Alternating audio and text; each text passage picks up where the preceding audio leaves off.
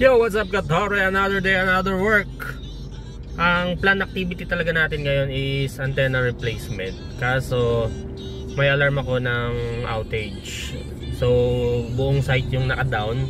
So kailangan i-priority muna natin yon, yung total na down na site compared dun sa isang sector lang, yung antenna replacement. So biyahe lang muna tayo. Saglit lang siguro to kasi possible OSP to. Since okay naman yung power, sinabay ko na sa vlog kasi mamaya yung ang tawag dito, yung antenna replacement, saglit lang naman yun yung pagtali, tapos yung pag-angat, yung pag-hoist, tapos yung pagbabalang din ng luma. Ganun lang naman, so idamay ko na to. Pasyal lang tayo.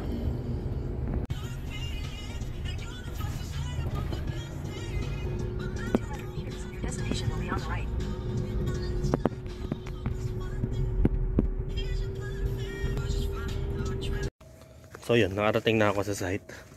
Initial, unang check natin power, lalo ko naman to, kolok tayo kay tower ko. Ayan. So ito, ilak yung access ng gate. Request na lang tayo ng access manager na naka-assign sa area. So ang possible next is yung transport. So inspect ko muna siya, yung malalapit lang. Check muna natin kasi baka visible lang naman. Ang ginamit is tanaw ba? Hindi tanaw. Ayan, yan yung kable na yan, yung maliit. Yung drop fiber na yan. So check natin siya muna dito kung possible may putol. Malapit lang naman to. Hanggang dyan. Hindi ko alam kung yun or bagging lang. Drop fiber. So yung puti, ito, bagging lang pala. So, nakalundo. Yan.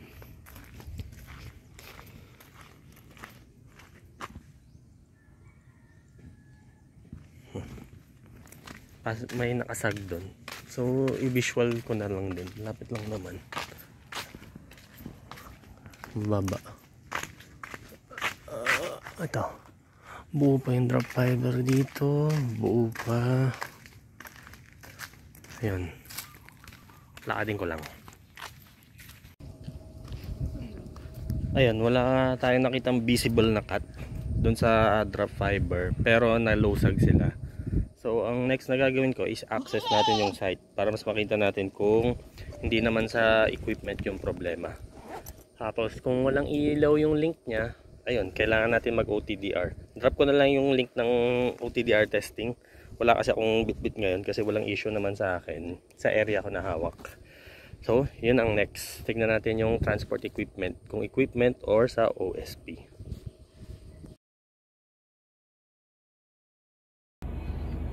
So ayun, confirm na putol kasi walang activity dun sa link niya sa equipment. Yung equipment naman is may power. So may isa pa akong outage na ganito rin yung scenario, kaso yung hindi pa siya ilak, nasa malayo ngayon si site engineer ni ATC. So okay lang naman, hintayin na lang din natin mga after lunch daw. So ang gagawin ko is ito, babiyahe ngayon, titignan ko yung possible na dinaanan ng kable, kung makikita ko yung visible na putol doon, yung medyo malayo. Tapos balik na tayo Swal, magpalit tayo antena.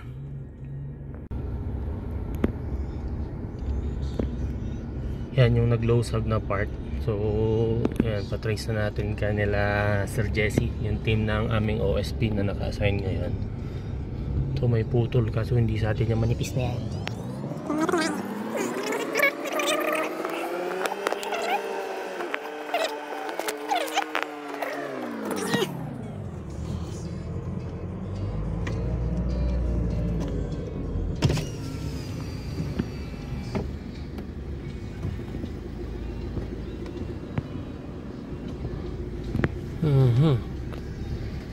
Yan, so ganun lang, magpo-fault mapping ang tawag dito, fault mapping. Mas madali kung meron tayong OTDR kasi matuturo niya kung saan talaga yung putol. So biyahe na, balik ng Swal. Sakto, ayan, nakabalik na tayo sa Swal. Andito na rin sila Sir Bryce, Sir Gil at si Sir Jomel. Ito na. Mabilis si Sir Jomel eh. Kabit ng antena at yan. Pasok mo yung bracket. Yan. Antenna bracket, yan yung may tilting sa may ibabaw. Tapos dito naman sa baba is yung naka-fix. Yan. Ganyan lang pag kumpleto niyan. Yan. Pag nabuo na yung dalawang yan, i-hoist na. Yung pag-hoist, yung pagtali, si Sir Brian ay magtatali. Baka mali yung tali ko eh.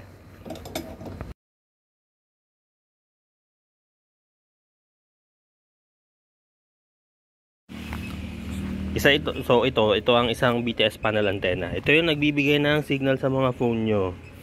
Pagpalit, syempre, kailangan mong tanggalin yung mga nakatusok na jumper cable dito. Yung jumper cable, nakatusok yun sa RFU, Radio Frequency Unit, or RRU.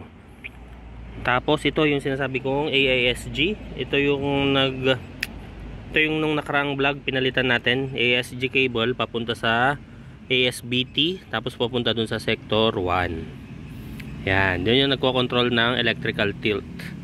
Yan, tapos mula dun sa RFU unit, bababa na siya via CPRI at power cable papunta sa mga cabinet. Yan yung mga cabinet. Yan yung mga TMC o BTS cabinet. Base transceiver stations. Yung malalaki, mukhang rep, yan yung rectifier. Yun yung nagbibigay ng power. DC, 54 volts ang sinusupply dito. So, ganun lang magpalit ng panel antenna. Ano pa nga ba ang kailangan natin idamay dito sa pagpapalit ng panel antenna?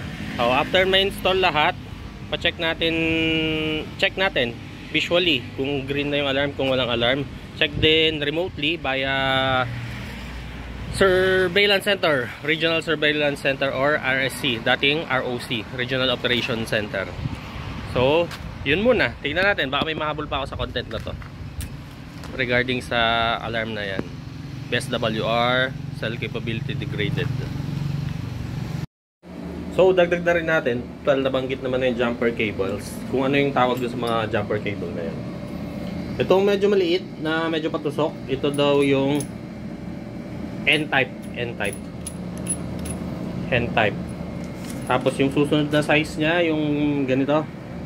Ito naman yung 4.3 na jumper cable. Tapos itong mukhang malaki. Diba? Yan, yung mukhang malaki yung 7.8. Yan naman yung DIN type. Yun daw yung DIN type. Male pag yun, parang may tusok, pantusok. Kasi nga male. Female naman yung may bilog, yung hollow. Saan ba? Wala yata akong female. So ganoon na lang. DIN type, N type 4.378 jumper cables. Yun yung mga common sa telecom.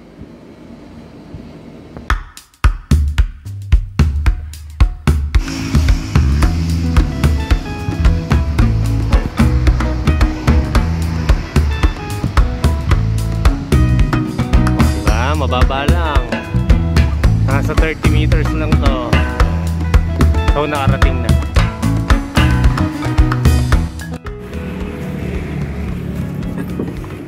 Pareho.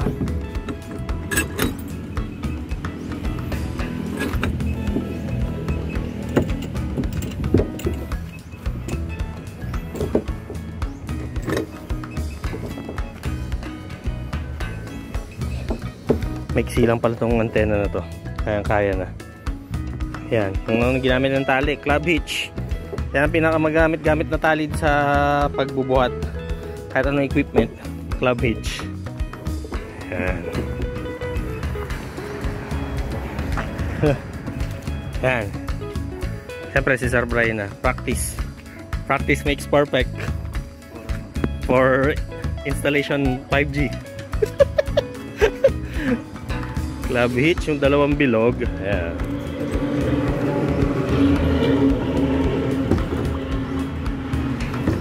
Bakit nga ba club hitch? Club hitch kasi humihigpit pag bumibitaw. Paano ba? Ayun. Tapos madali siyang baklasin pag nasa taas. Yun na yung may tutulong natin sa mga nakapwesto sa taas. Ayan.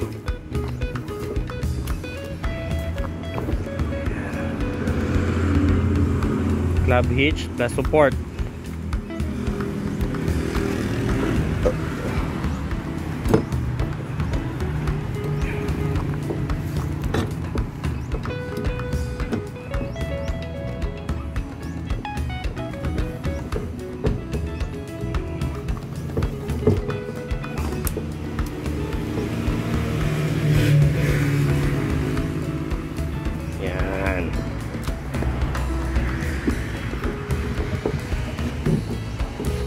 Para sakto yung hila namin, tutulungan namin sila.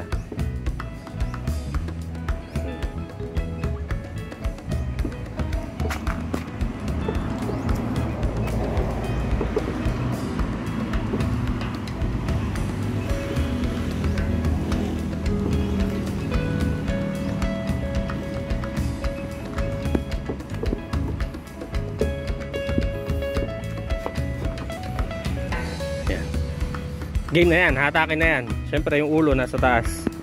Yan. Tulungan ko na si Sir Brian. Tama na yung pagdidemo. Yeah.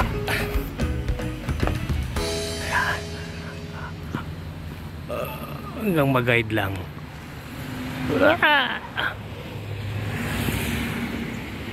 Hindi na pala. Kaya-kaya na pala ni Sir Brian. Hindi, joke lang.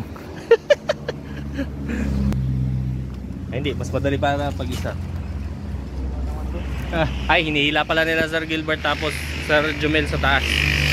So tama lang to. Pang photo ops lang. Yo, yun, natapos na sila. Sir Gilbert at si Sir Jumel, ayan, medyo napagod sila. Kasi, ay, nawala na. Madilim na kanina yung kaulapan eh. Ano pala sa kabila?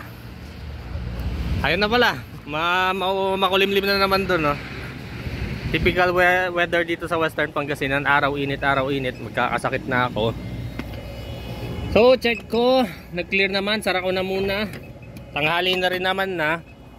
So, kailangan nang kumain. Ay, ito pala. Itatago na muna yung mga tali. Tali, ginamit.